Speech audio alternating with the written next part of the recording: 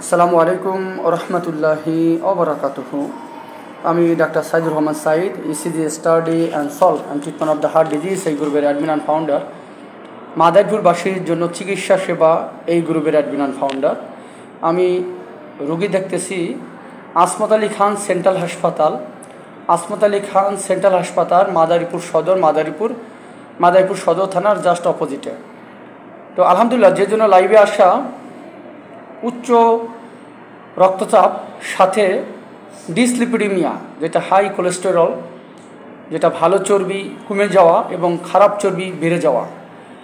তো আমার কাছে যে একজন রোগী আসছেন, এই রোগীর নাম হচ্ছে কামরুজ্জামান, ওনার বয়স আছে 47 বছর। তো অনেক সময় আপনারা অনেক রোগী কমপ্লেন করেন যে আমার হচ্ছে অনেক কোলেস্টেরল, হাঁটলে হাঁপাই যায়, বিভিন্ন ওষুধ খাওয়ার পরও আমার কোলেস্টেরল বা চর্বি সেটা নিয়ন্ত্রণ হয় না, এরকম অনেক সময় অভিযোগ করেন। এই রুগী যখন আমার কাছে আসছিল, তার বুক ব্যথা এবং প্যালপিটেশন, বুক ধরপড় ছিল, হাঁটতে গেলে হাঁপাই যায় এবং পেশেন্টের ভাটাই গেছিল। তো রুগীর প্রেশার ছিল 140/85। তো আমি তাকে কিছু পরীক্ষা নিরীক্ষা করে দেখলাম যে তার কোলেস্টেরল পরিমাণ অনেক বেশি, ডিসলিপিডিমিয়া যেটা আমরা বলি, কোলেস্টেরল পরিমাণ অনেক বেশি। তারপরে তার পেট অনেক ভার ছিল এবং টাইট হয়ে থাকতো। তো আমরা মাত্র 1 মাস 8 দিনের মতো, 1 মাস 8 দিনের মতো সে আমার কাছে চিকিৎসা নিয়েছে। তো আল্লাহর রহমতে এখন অনেক অংশেই তার কোলেস্টেরল সম্পূর্ণভাবে নিয়ন্ত্রণ হয়ে গেছে। আপনার এটা একটু দেখাই। উনি যখন আসছিল আমার কাছে, তখন ওনার যে ডিসলিপিডিমিয়া যেটা ছিল, তখন যেই কোলেস্টেরলের মাত্রা ছিল আর এখন কত আছে একটু দেখি। এইটা দেখেন, সে 12/8/2024 সালে গত মাসে আমার কাছে আসে। তখন দেখেন ওনার সবচেয়ে ব্যাড কোলেস্টেরল, যেটা খারাপ কোলেস্টেরল আমরা বলি, একটা হলো এলডিএল, লো ডেনসিটি লাইপোপ্রোটিন, এবং আর একটা হচ্ছে সিরাম ট্রাইগ্লিসারাইড, যেটা টিজি নামে পরিচিত। এটা অনেক বেশি, ডাবলের চাইতেও বেশি হয়ে গেছিলো, 323.6, যেটা স্বাভাবিক থাকার কথা বিভিন্ন ইন্টারন্যাশনাল গাইডলাইন অনুযায়ী। এটা 150-র নিচে রাখতে হবে, বা কোনো বলে যে আরও কম হইলে লাইক 120 বা 100 এরকম থাকলে ভালো। কিন্তু মোটামুটি স্ট্যান্ডার্ড একটা লেভেল, সেটা হলো বিভিন্ন গাইডলাইন অনুযায়ী 150-র নিচে রাখলে ভালো। এবং ওনার এইটা দেখেন, যেখানে 150-র নিচে রাখতে হবে সেখানে 323.6, অনেক বেশি। এবং এইটা বেড়ে যাওয়ার কারণে আমার ভালো কোলেস্ট্রল, যেটা হাই ডেনসিটি লাইপোপ্রোটিন, যেটা এইচডিএল, সেটা 41, এটা আস্তে আস্তে কমে যাচ্ছে, আর এটা কিন্তু অনেক বেড়ে যাচ্ছে। তো এটা ছিল হলো 12/8/2024। তো রোগীর এর ভিতর সে অনেকবার আমার কাছে আসছে, মানে আসছে বলতে 2-3 বার সে আমার কাছে আসছে। আমি সাধারণত রোগীর 15 দিনের ওষুধ দিই, তারপর আসতে বলি। তো 2 বার সে আমার কাছে আসছে। তারা কোলেস্ট্রল চেক করতে বলছিল না, আমরা যদি না চেক করবো না, মিনিমাম একটা আমরা 1-1.5 মাস না হলে আমরা চেক করবো না। তো 1.5 মাস যেহেতু হচ্ছে, আজকে এই রোগী আসছে আমার কাছে, তার কোলেস্ট্রল মাত্রা দেখেন আজকে যেটা আছে।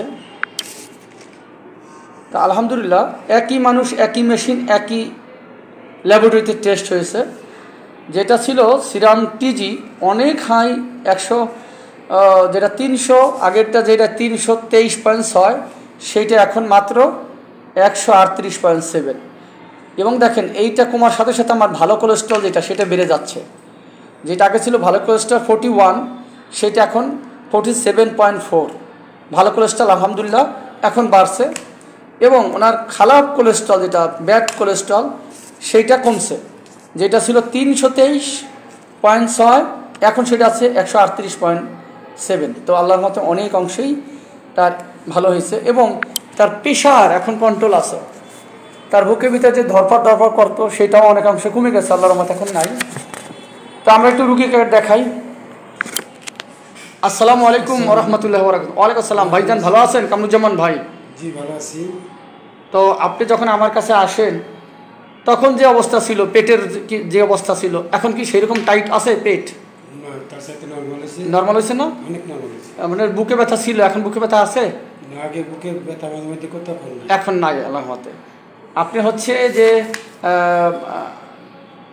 প্যাডে ব্যথা হইতো সেটাও কমছে? পেটের ব্যথা আগে ছিল, এখনো সেটা গেছে আলহামদুলিল্লাহ। সেরে গেছে আলহামদুলিল্লাহ। আচ্ছা, তো আল্লাহর লাখ লাখ শুক্রিয়া যে আল্লাহর রহমতে আগের চাইতে অনেক ভালো। এবং আমরা কোলেস্টেরল এটাও কিন্তু কমাই দিছি। আগে 2টা খাওয়া লাগতো, এখন একটা খাইলেই কিন্তু শুধু একটাই তো রাখছি। আগে কিন্তু 2টা দিছিলাম, পরে বন্ধ করে আল্লাহর রহমতে একটা দিছি, একটাই আল্লাহর কাজ হয়ে গেছে। তো আগের চাইতে তো আল্লাহর রহমতে ভালো লাগতেছে নাকি? আগের চাইতে অনেক ভালো আলহামদুলিল্লাহ আলহামদুলিল্লাহ। পেট যে শক্ত হয়েছিল হেঁটে সেরকম আছে? তো ওজন কি কমছে আগের চাইতে? হ্যাঁ, 1 কেজি 1 কেজি একটু বেশি কমছে, একটু কমছে, যাক আলহামদুলিল্লাহ। তার মানে ওনার ওজন কমছে এবং প্রেশারও কমছে। যেটা প্রেশার ছিল, ব্লাড প্রেশার 140/85, সেটা আছে আজকে 120/80, মানে যেটা স্বাভাবিক থাকা দরকার, একেবারে স্বাভাবিক। তার প্রেশারটা স্বাভাবিক হয়ে গেছে, তার কোলেস্ট্রল সেটাও স্বাভাবিক হয়ে গেছে। ওনার ক্লিনিক্যাল সিমটম, হ্যাঁ, শর্টনেস অফ ব্রেথ, হাঁটলে যে আগে যেরকম হাঁপাই দিতেন এখন তো সেরকম হাঁপান না আল্লাহর মতো। আগের মতো না, তবে এখন একটু আছে আছে, জি জি, ওটা তো থাকবেই, এটা যাবে ইনশাল্লাহ। তো আগে ওনার শর্টনেস অফ ব্রেথ খুব বেশি ছিল, ওনার পেট খুব টাইট ছিল, সেটাও কমছে, ওনার ওজন কমছে, ওনার প্রেশার কন্ট্রোল হয়েছে, চর্বিও কন্ট্রোল হয়েছে। তো এরকম যারা উচ্চ কোলেস্ট্রল ডিসলিপিডেশন ভুগতেছেন, তারা আসলে সঠিক যদি রোগ ডায়াগনোসিস করা যায়, সঠিক ওষুধটা দেওয়া যায়, বিভিন্ন ধরনের আমরা কোলেস্ট্রল থাকে, হ্যাঁ, এটার ভিতরে কোনটা খারাপ কোনটা, তো আমাদের অবশ্যই লাইফস্টাইল মেনটেন করতে হবে। ওষুধও অ্যাকর্ডিং টু গাইডলাইন অনুযায়ী দিতে হবে এবং লাইফস্টাইল মেনটেন করতে হবে, খাওয়া দাওয়া কন্ট্রোল করতে হবে, অত্যাধিক চর্বি জাতীয় খাবার অ্যাভয়েড করতে হবে। আপনারা অনেকেই দেখা যায় ওষুধ খায় কিন্তু তার লাইফস্টাইল খাবার দাবার মেনটেন করে না, যার ফলে কিন্তু আপনাদের ওজন কমে না, আপনাদের প্রেশার কমে না, আপনাদের হচ্ছে কোলেস্ট্রল কমে না। মনে রাখবেন, আপনি যদি কোলেস্ট্রল বেশি থাকে, এইটা কিন্তু আপনার, আমরা বলি অ্যাথারোমেটাস ডিজিজ হতে পারে। অ্যাথারোমেটাস ডিজিজ সেটা হতে পারে কার্ডিওভাস্কুলার ডিজিজ, হতে পারে ব্রেনের ডিজিজ, লাইক ব্রেন স্ট্রোক হয়ে যেতে পারে, অথবা হার্ট অ্যাটাক হয়ে যেতে পারে, অথবা আপনার লিভার যেটা আমার একটা ভিডিও আছে ইউটিউবে, দেখে নেবেন, যে সেটা হচ্ছে যে লিপিড প্রোফাইল অ্যাবনর্মাল যদি থাকে কারো, যদি ফ্যাটি লিভার, যেটা এটা একটা ভিডিও আছে, এটা আমার এই ইস্যুও আছে, আমার পেজ, আমার এই প্রোফাইলও পোস্ট করা আছে ফ্যাটি লিভার সম্বন্ধে।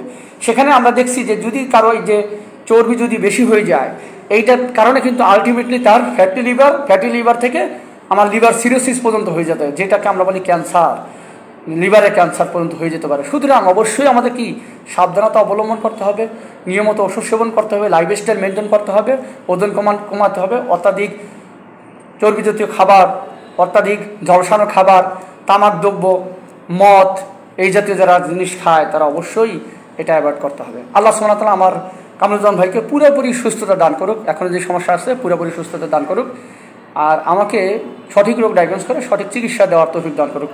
আমার জন্য দোয়া করবেন, সকল ডাক্তার ভাই বন্ধুর জন্য দোয়া করবেন। ভালো লাগলে ভিডিওটা শেয়ার করি, আর আমার ভাইয়ের জন্য দোয়া করবেন। আল্লাহ হাফেজ। আসসালামু আলাইকুম ওয়া রাহমাতুল্লাহি ওয়া বারাকাতুহু। আল্লাহ।